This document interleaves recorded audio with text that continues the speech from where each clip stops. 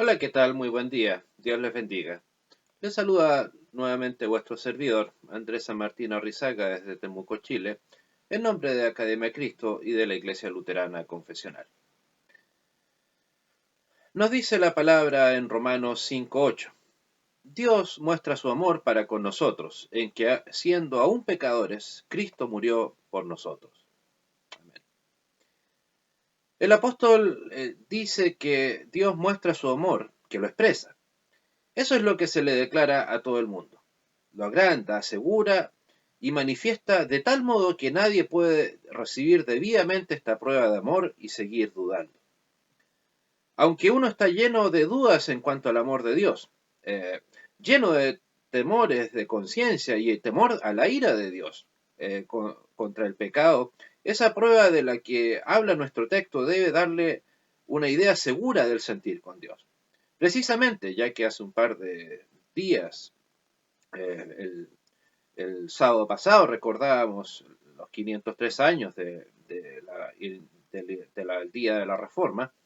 Esa era la gran tribulación que tenía Lutero respecto de su relación con Dios, que se sentía odiado por Dios, que se sentía despreciado por Dios, que indigno. ¿Por qué? Porque no tenía paz en su corazón, porque no se daba cuenta que el que tal vez tenía algo de odio ahí era él, y por supuesto de ninguna manera Dios. Él se odiaba a sí mismo y por lo tanto reflejaba en Dios el sentimiento que él tenía respecto de él. ¿Por qué? Porque Lutero hasta ese momento, al menos hasta el 1515 aproximadamente, de ninguna manera tenía claro que el amor de Dios había sido tan grande por nosotros. Con esta prueba uno debe comenzar a comprender que Dios, a pesar de todo su santo celo contra el pecado, no obstante tiene en su corazón un infinito amor y una gran piedad hacia los pecadores. Nosotros nunca podríamos habernos imaginado esto, si Dios mismo no nos hubiese dado esa gran prueba, mediante la cual nos muestra su amor. ¿Cuál es esa prueba? La cruz y su amor y su expiación vicaria en lugar de nosotros. Al explicar el amor de su Padre hacia nosotros, Cristo solo da esta prueba, porque de tal manera amó Dios al mundo, que ha dado a su Hijo unigénito, para que todo aquel que en él cree no se pierda, mas tenga vida eterna. Probablemente una de las porciones bíblicas más famosas de la historia, Juan 3:16. San Juan también afirma que esta es la verdadera prueba. En, en esto hemos conocido su amor, en que Él puso su vida por nosotros. Y más adelante dice, en esto se mostró el amor de Dios para con nosotros, en que Dios envió a su Hijo unigénito al mundo para que vivamos por Él. Lo dice en 1 de Juan 3:16 y 1 de Juan 4:9. De otra manera, nunca podríamos haber imaginado algo así del corazón de Dios. Ese corazón tan lleno de amor, de benevolencia y de deseos de paz hacia nosotros, sus hijos. Cuando amamos a alguien, usted y yo, esa persona es un amigo o al menos un ser bueno y amable. Si no, en nuestros estándares sería imposible amar a una persona que no sea así. Un amigo, una familiar, etcétera. O nuestros hermanos en Cristo. Si en cambio percibimos algo detestable en él o digno de rechazo, o si es nuestro enemigo o alguien que nos ofende, obviamente no solemos amarlo, sino precisamente el sentimiento natural del ser humano hacia su prójimo es el odio. Tal es nuestro amor natural, a diferencia del amor de Dios. Pues bien, Dios aborrece el pecado con toda intensidad y nos ve a nosotros, obviamente, cargados con lo que tenemos, pecado. Eh, pero eso siente, por eso precisamente, a diferencia de nuestra actitud, tal piedad hacia los pecadores, que prefirió entregar a su propio Hijo amado a la muerte, antes de ver nuestra perdición. Y si pensamos bien en lo que el apóstol repitió tantas veces, que Dios hizo todo, tanto por nosotros los impíos, los pecadores, sus enemigos, entonces con toda seguridad tenemos que preguntar maravillados, asombrados. Oh misericordioso Dios, ¿de dónde tienes tanto amor hacia nosotros? ¿Puede ser verdad que nos ames tanto así? ¿Qué pudo haber hecho para que te movieras en favor de nosotros con tanto amor? Un anciano siervo de Dios, que había aprendido mucho acerca del reino de los cielos, confesó que durante mucho tiempo había pensado en cuáles pudieron haber sido las verdaderas razones del amor de Dios hacia los pecadores, nosotros. Al fin admitió que había llegado a la conclusión de que Dios amó porque amaba. O sea que la razón estaba en el propio amor de Dios, en la propia esencia de Dios. Tuvo un corazón tan lleno de piedad y ternura que no podía hacer otra cosa sino que amarnos. Dios mismo ilustró su amor con la figura del amor maternal, con incansable amor. De noche, cuando otra gente descansa, la madre permanece velando sin fatigarse al lado de la cama del hijo o cargándolo en sus brazos si es que así es necesario. Y se trata de un chico que todavía no le recompensó, y de hecho no le va a recompensar nunca todas las cosas que ella como madre le ha dado a su hijo. Evidentemente un hijo nunca le va a dar la vida a una madre. Y se trata de un, insisto, o sea, hasta ahora no hizo otra cosa que cansar a su madre, normalmente un hijo pequeño, con sus necesidades de ayuda, cuidado y manutención. ¿No? Por lo tanto, posibilidades de retribuir debidamente a una madre lo que ella hace por sus hijos, por nosotros, es absolutamente imposible. Y si le preguntamos a esa madre por qué ama así a su hijo, ni ella misma podrá probablemente explicarlo.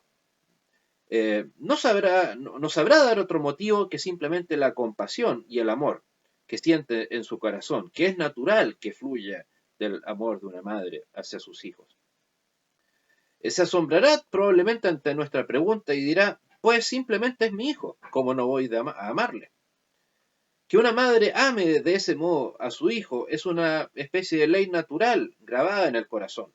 No tiene necesidad que alguien le enseñe o le obligue a amar.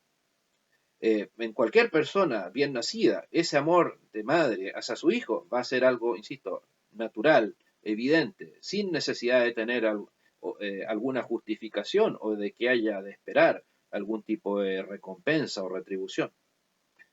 Eh, y no solo una madre piadosa, insisto, sino también una madre, por así decirlo, normal, hará eso. Y esta naturaleza del corazón materno es tan poderosa que no se puede mostrar indiferente al hijo, ni siquiera cuando éste se convierte en una preocupación, cuando comete eventualmente algún mal y cae en manos de la justicia y merece un castigo. No va a dejar de ser madre por eso. No, o por supuesto, no le va a alegrar, no le va a hacer un motivo de felicidad, pero ese amor de madre no va de desaparecer. No, la madre sufrirá la mayor amargura precisamente por ese hijo, tal vez incluso mayor amargura que el propio hijo. Tal es la naturaleza del corazón maternal. Recordemos que lo mismo ocurre en el corazón de Dios. Dios siente un amor tan profundo hacia nosotros como una madre por su hijo. El propio Señor Dios nos asegura que su amor es aún más profundo. Dice, ¿se olvidará la mujer de lo que dio a luz para dejar de compadecerse de su hijo y de su vientre? Aunque olvide ella, yo nunca me olvidaré de ti, nos dice Isaías 49:15. Y después, y en esto conocemos el amor de Dios, en que entregó su vida por nosotros. Pero hay un factor más que puede explicar el amor de Dios hacia el ser humano. Es el amor a un hijo. El propio Señor lo sugiere cuando dice de sí mismo, ¿se olvidará una mujer de su hijo que amamanta? Por profunda que fuese nuestra caída, y de hecho en muchos casos puede serlo, por más degenerados que lleguemos a ser, o podamos llegar a ser, por más que nos podamos haber extraviado en pecado o impiedad, Dios no puede olvidar que el ser humano es su criatura. Siente un amor más que maternal, mucho más fuerte que el que puede una madre humana entregar. Después de todo nos creó para que fuésemos hijos y herederos suyos. Y cuando el diablo nos había atrapado, él no quiso que se quedara con esa presa, nuestras vidas, sino que quiso hacer algo para rescatarnos de aquella maldad. Hasta cierto punto, esto puede explicar de otro modo el inconcebible amor que Dios ya que Cristo murió por nosotros cuando todavía éramos pecadores impenitentes. Obviamente Cristo murió allí en la cruz, aproximadamente en el año 35, antes de que usted y yo dejáramos de ser impenitentes, pecadores impenitentes. El pecado ya era parte de nosotros. Precisamente ese es el mensaje que de alguna manera reflotó después de aproximadamente 1200 años la Reforma, en donde la salvación ahora era fruto del amor de Dios por medio de su gracia, de la muerte de Cristo en la cruz, y no por la compra o la venta del perdón de los pecados, de las indulgencias, tal como lo estaba enseñando Roma, desde hasta el momento en que Lutero levantó la voz de manera valiente, osada, temeraria incluso, poniendo su propia vida en riesgo, a fin de que usted y yo podamos en el día de hoy conocer la verdad de Dios. Esa verdad de Dios que está repleta de amor inconmensurable para con todos nosotros.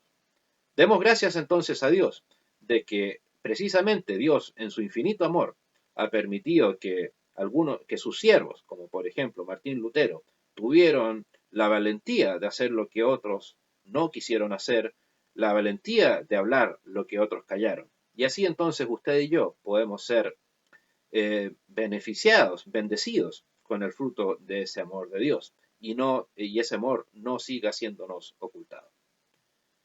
Que Dios les bendiga y nos encontramos en una próxima oportunidad. Hasta pronto.